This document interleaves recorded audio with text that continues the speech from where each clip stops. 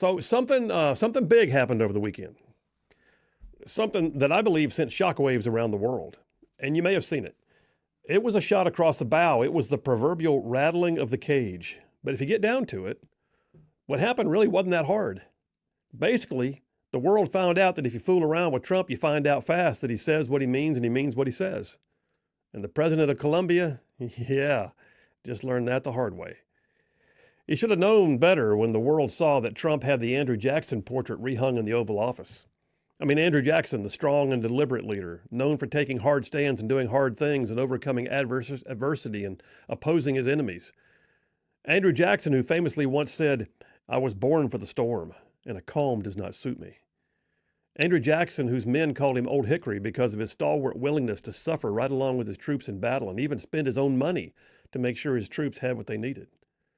Andrew Jackson, who told the boys from Tennessee to stand firm and hold their fire till they could see the whites of their eyes, and he won the Battle of New Orleans. Well, apparently, Donald J. Trump identifies with Andrew Jackson, and the president of Colombia just decided to fool around and find out.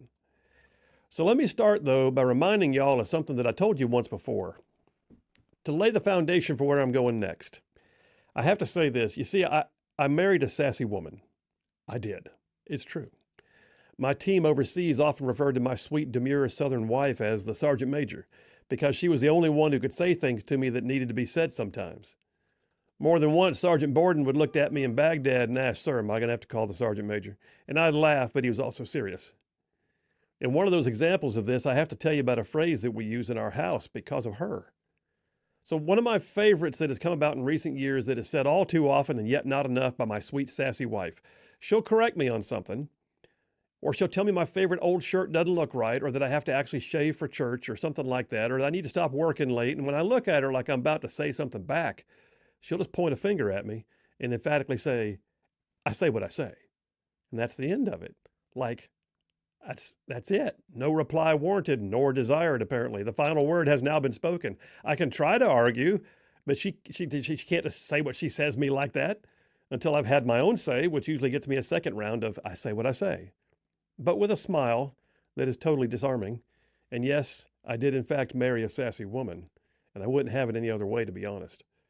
But the "I say what I say" is a phrase that we might use in our family, but how often do we see that in real life? I mean, we don't always get folks who are willing to say what they say and stand by it. Sometimes that can be a matter of deception. I mean, maybe they say one thing and do another with intent to deceive, and this is not meant to mean that you might not have to develop your position, a little bit as facts arise or when you gain a better understanding. That's different. That's wisdom. That's humility. I'm talking about those times when you know that you know that you know that your position is correct. It's a matter of fact. It's a matter of principle. It's a bedrock belief. And you say what you say with the same confidence. But the opposing side doesn't always like it, right? And too often we see that confidence erode on the spot when opposition begins their pounce. I know sometimes it's simply a matter of having a fear of standing their ground. I mean, literally, they say what they say, but can they say it twice? Can you say what you say, but when your questions still hold your own? Can you stand by your views, your beliefs when the going gets tough? When cancel culture comes knocking, and believe me, it will, can you say what you say no matter what they say? But this past weekend, y'all, this past weekend was an example of "I say what I say" on the international level. So if you haven't already heard the story, let me just lay it out for you. What we know is the Department of Homeland Security has already begun rounding up illegal criminals, conducting targeted raids all over the nation. Sanctuary cities are having a come apart because Tom Homan keeps showing up with warrants and doing what he said he'd do. And the deportation flights have already begun. Planes are actually departing U.S. airfields as fast as they can fuel them up. And over the weekend, 2 plane loads of Colombian illegal immigrant criminals lifted off to return their passenger cargo to their country of origin. Somewhere in mid-flight, the socialist El Presidente of Colombia decided he would not accept them. Colombian President Gustavo Petro decided he wasn't going to take his own criminals back, so he denied the planes access to Colombian airspace. Okay, well, Trump said what he said, and apparently he meant it. So in a statement that was issued immediately without hesitation, President Trump called out President Petro and announced that the U.S. would be placing a 25% tariff on all Colombian exports to the U.S. And if the policy didn't change within 1 week, the tariffs would be increased to 50%. Listen, y'all, Colombia is the U.S.'s third largest trade partner in Latin America with a trade balance in excess of $33 billion annually. Everything from coffee and nuts and petroleum products to bananas. Not only that, though, not only did he threaten the tariffs and say he was really going to do it and began putting it all in motion, he also shut down all visa applications from Colombia, and he threatened to expel their diplomatic staff from the U.S. Within an hour, the president of Colombia caved. At first he tried to blow up and claim he would enact his own tariffs, but that went away like smoke in the wind. He caved because he knew that Trump said what he said, and he meant it. In fact, Secretary of State Marco Rubio confirmed it all in a statement from the Department of State.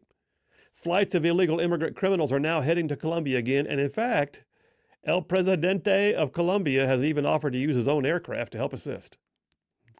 President Trump issued a follow-up statement saying that he has now put a tariff order on hold, and that this is the foreign policy equivalent, I would say, to a complete beatdown, a shutout, like a no-hitter.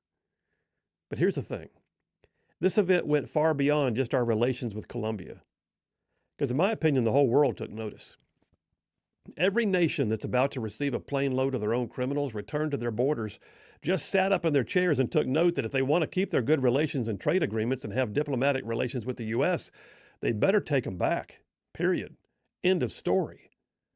But I anticipate that it went further than that. I think the world at large, even our allies, just saw Trump make an immediate, decisive act. The man was playing golf, for crying out loud, and he still got it done. He issued an immediate proclamation. He called out another world leader. He put American interests first, and he won. Gone are the days of appeasement and apologies. Gone are the days of putting a lid on the White House for afternoon naps and long weekends at the beach.